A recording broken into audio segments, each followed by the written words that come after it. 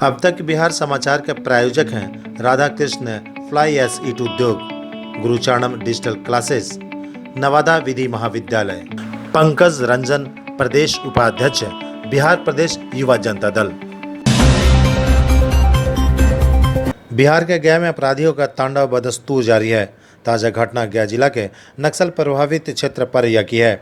भूमाफियाओं ने स्वर्ण व्यवसायी पर जानलेवा हमला किया है। स्वर्ण व्यवसायी को अपराधियों ने पीट कर बुरी तरह लहूलुहान कर दिया। बताई जा रही है कि घटना को एक जाति विशेष के दबंगों ने अंजाम दिया है। परैया में स्वर्ण व्यवसायी की भूमि हड़पने का मामला प्रकाश में आया है। दबंग अपराधियों ने व्यवसायी की जमीन पर पहले से कुदृष्टि लगाई हुई थी। माफियाओं ने महिला को भी नहीं बख्शा, महिलाओं के साथ भी मारपीट की है। इस घटना में घायल स्वर्ण व्यवसायी का इलाज गया के जयप्रकाश नारायण अस्पताल में कराया जा रहा है। मौके पर पहुंची परैया थाने की पुलिस ने बताया कि घटना की जानकारी मिलते ही अपराधियों की धरपकड़ तेज कर दी गई है। लफड़ा है, कल झगड़ा झंझट दो पार्टी में किए हैं।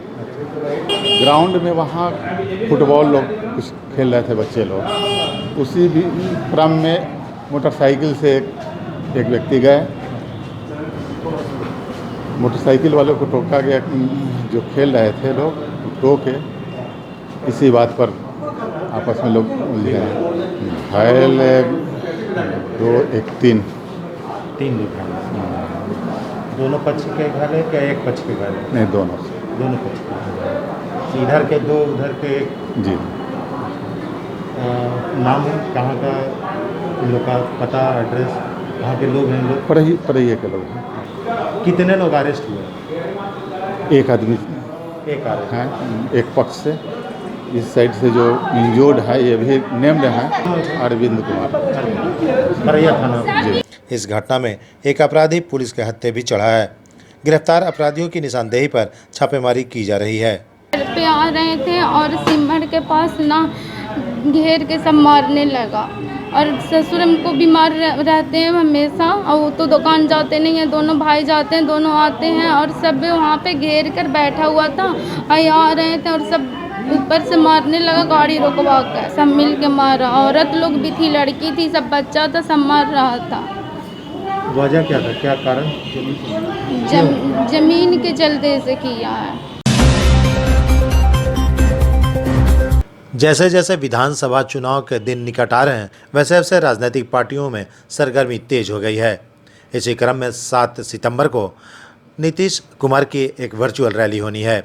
निश्चय संवाद को लेकर आयोजित होने वाले 7 सितंबर को वर्चुअल रैली की तैयारी लोग जोर शोर से कर रहे हैं। इसी क्रम में प्रदेश उपाध्यक्ष युवा जनता दल यू के पंकज रंजन ने भी तैयारियां शुरू कर दी है। जगह जगह लोगों को आयोजन कर अपील कर रहे हैं कि इस वर्चुअल रैली में जरूर शामिल हो। उन्होंने कहा कि नीतीश कुमार की अगुवाई में चलने वाली सरकार के शासनकाल में लोग सुख चैन और शांति से रहे हैं। बिहार की जनता को विकास की धारा से जोड़ने का काम नीतीश कुमार ने किया है। निश्चय संवाद को लेकर लोग उत्साहित हैं। पंकज रंजन ने आम लोगों से अपील की है कि 7 तारीख को होने वाले इस वर्चुअल रैली में जरूर शामिल हों। बिहार के गया में राजनीतिक दुश्मनी का दौर शुरू हो चुका है।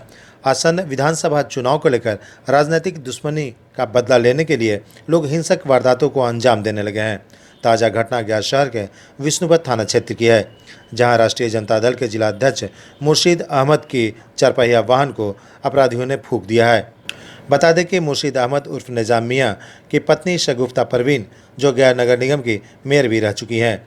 इस घटना की जानकारी मिलते ही मौके पर विष्णुपद थाना की पुलिस पहुंची और सीसीटीवी फुटेज खंगालने में जुट गई।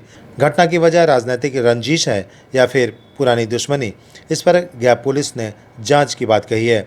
इस संदर्भ में राष्ट्रीय जनता दल के जिला अध्यक्ष मुर्शीद आलम उर्फ निजाम मियाँ ने कहा कि बिहार के मुख्यमंत्री नीतीश कुमार जी के सुशासन की सरकार में ये जो घटनाएं घट रही है वो बर्दाश्त के काबिल नहीं है। उन्होंने कहा कि उनके घर के बाहर खड़ी गाड़ी को गुरुवार की देर शाम लगभग 2 बजे अपराधियों ने पेट्रोल छिड़क कर आग लगा दी। मेरा संज्ञान कंपनी की रेस्टन गाड़ी थी, वो जो है आज रात में ही जो है कि लोग जला दिए, असामाजिक तत्व के लोग जो है आके जला दिए। रात में हम जो है कि बाज़ार से आके यहाँ पर गाड़ी खड़ा किए। मेरे पास जो है कि आपको 3 गाड़ी है, 2 गाड़ी मेरा अंदर लगा हुआ था, एक गाड़ी मेरा गेट के बगल में दीवार के सटे मेरा गाड़ी वो लगी हुई थी जो जली है।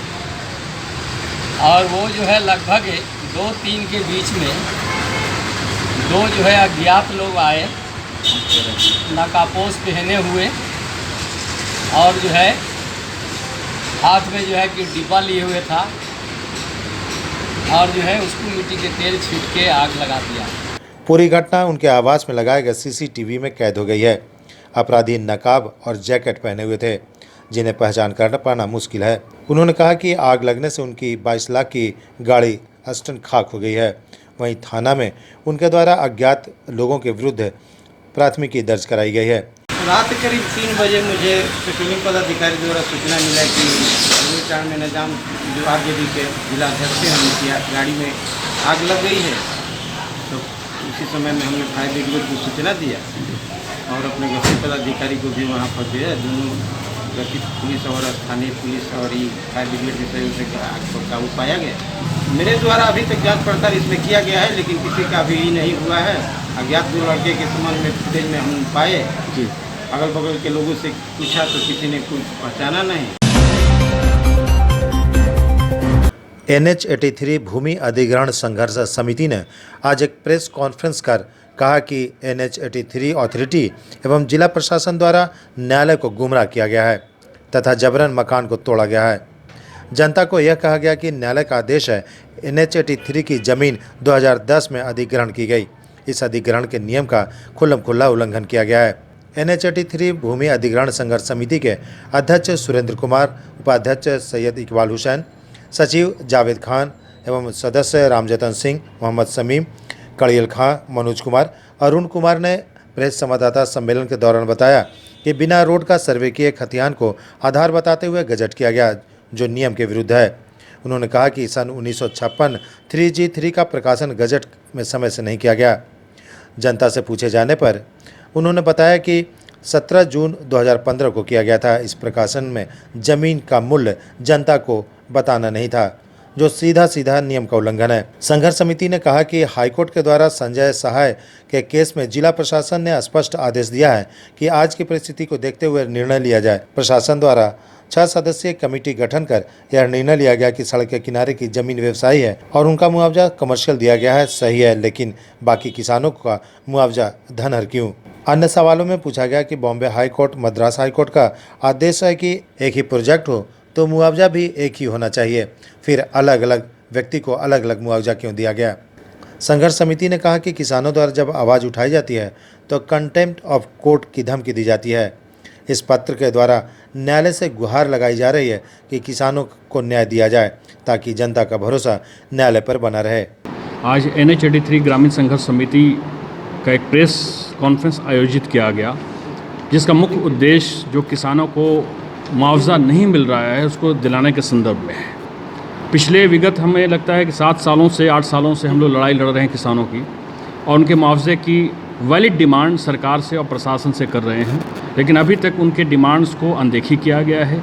और हद तो तब हो गई कि जब 2-3 दिन पहले बगैर किसी आदेश के किसानों के घर को, किसानों के बाउंड्रीज़ को, किसानों के दुकान को, किसानों के खेत को जबरन कब्जा करने की कोशिश की गई, जिसमें किसान सड़क पे भी उतरे, लेकिन उनके मुआवजे की कोई भी बात नहीं कर रहा है। NH-83 गया डोभी से लेकर पटना तक बनने जा रहा है, जिसमें 3 जिला संलिप्त हैं। सारे किसान चाहते हैं कि NH-83 का निर्माण हो और हमारे शहर का और हमारे राज्य का प्रगति हो, उसमें पूरा योगदान देने के लिए भी हम लोग तैयार हैं। लेकिन जब तक मुआवजा नहीं मिल जाता, किसी को उनके घर से बेदखल कर देना कहाँ का कानून है, कहाँ का संविधान है? आज कई किसान रोड पर आ गए हैं और रोड पर उनके रहने के लिए कोई आवास नहीं है। ये सारी चीज़ें जिला प्रशासन के नॉलेज में है। मैं जिला प्रशासन और राज्य के सरकार से आपके माध्यम से ये रिक्वेस्ट करना चाहूँगा कि आप लोग किसानों को अनदेखी किए बगैर उनका जो मांग है उस पर सोचें, चूँकि आने वाला समय इलेक्शन का है और इलेक्शन में जो भविष्य तय करता है वो किसान करता है, चूँकि देश की आबादी 70% है किसानों की। इकबाल हुसैन, सचिव उपाध्यक्ष NH-83 ग्रामीण संघर्ष समिति। हम लोग पिछले 8 साल से लगातार किसानों की मुआवजे के लिए लड़ाई लड़ रहे हैं एक बैनर तले जिसका नाम है NH-83 भूमि अधिग्रहण संघर्ष समिति। आपके माध्यम से बताना चाहते हैं कि आज किस तरीके से जिला प्रशासन डिस्ट्रिक्ट मजिस्ट्रेट ने CO बोधगया CO डोभी को आदेश दिया है, एक न्यायालय का सहारा लेकर कि न्यायालय का आदेश है कि आप 28 तारीख तक तमाम किसानों के मकान को ढा दीजिए, किसानों को बिना मुआवजा दिए आप उनको पैसे में ले लीजिए। हम लोग इंतज़ार में हैं कि हमको पैसा मिलना चाहिए। आर्बिट्रेशन न्यायालय ने हम लोगों को ज़मीन का जो है जांच किया था और ये बताया था कि ये आवासीय ज़मीन है और DLO और NHI दोनों को लिख के दिया था कि आप इनका मुआवजा जो है धनर से बदल कर आप इनको आवासीय दें। जब भूमि अधिग्रहण में जाते थे तो कहते थे कि आपका मुआवजे के लिए हमने NHI को लिख दिया है, वो जैसे ही आएगा आपको मिल जाएगा। लेकिन अचानक इस महीने में 21 तारीख को पूरे बल के साथ CO बोधगया डोभी और बल थाना सब पुलिस फोर्स आकर के JCB और बुलडोजर लेकर खड़ी हो गई, मकान को उठाने लगी। तो हमने पूछा सर कि हम तो न्यायालय का आदेश है कि हमको पैसा मिलेगा, तो उन्होंने कहा कि उसके विरुद्ध ये कोर्ट में चले गए। तो हमने कहा इनको कोई जजमेंट मिला तो दिखा दें। ना इनको कोई जजमेंट मिला, ना कि इनको स्टे मिला, ना कि उनको आदेश मिला। कोर्ट में मामला अगर आपने किया था तो किसानों को इसकी सूचना होनी चाहिए थी, जो किसानों को सूचना नहीं हुई।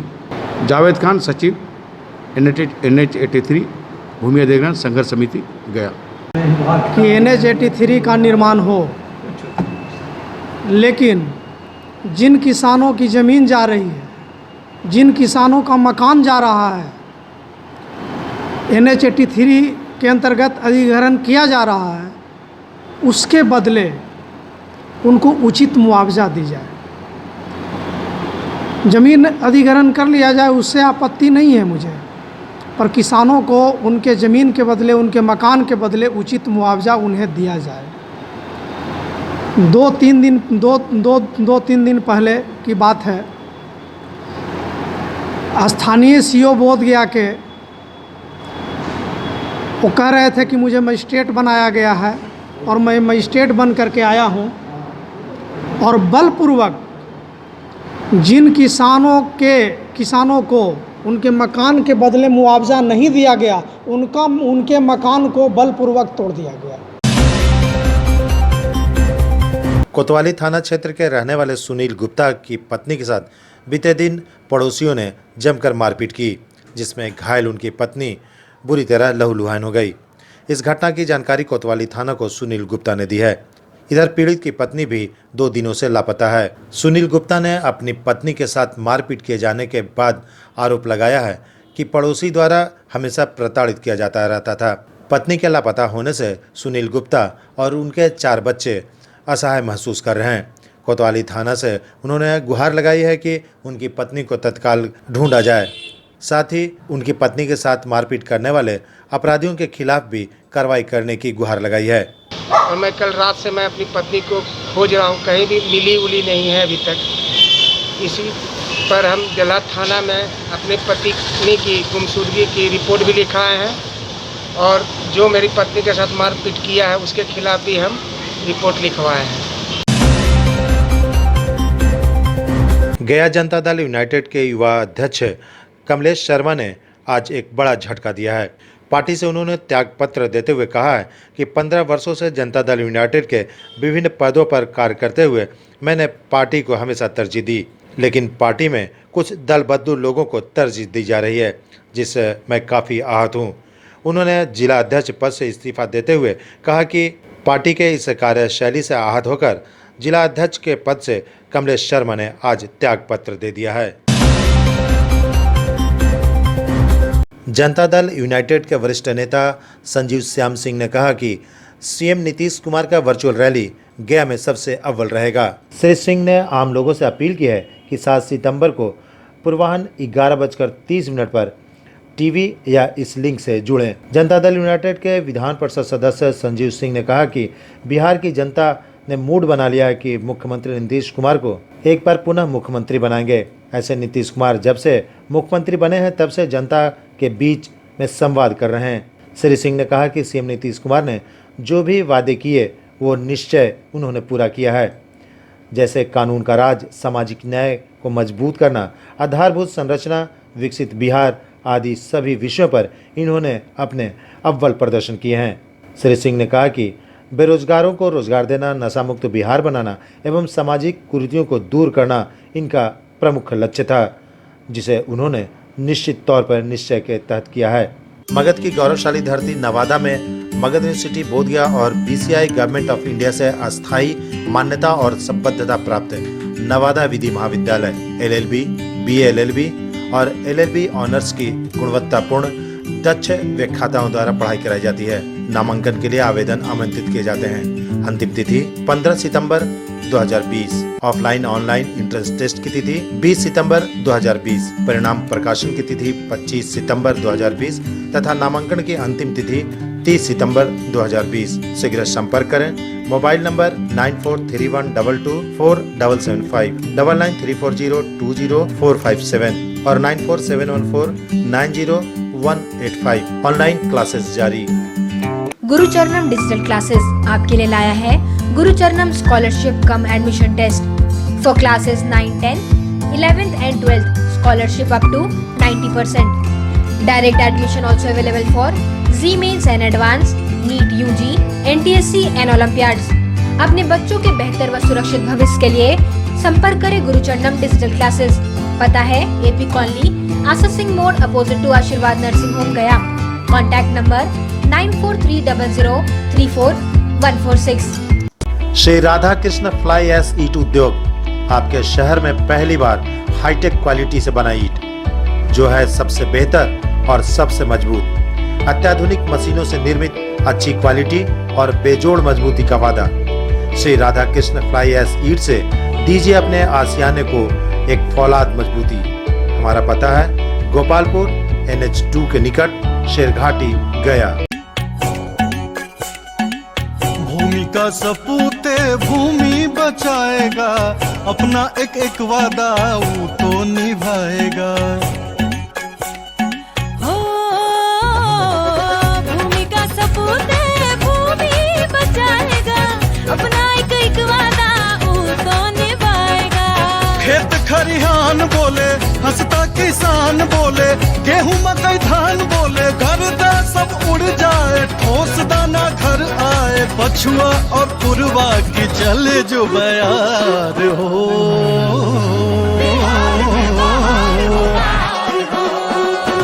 फिर से एक बार हो बिहार में बहार हो, फिर से एक बार हो नीतीश कुमार हो, फिर से एक बार हो बिहार में बहार हो, फिर से एक बार हो नीतीश कुमार हो।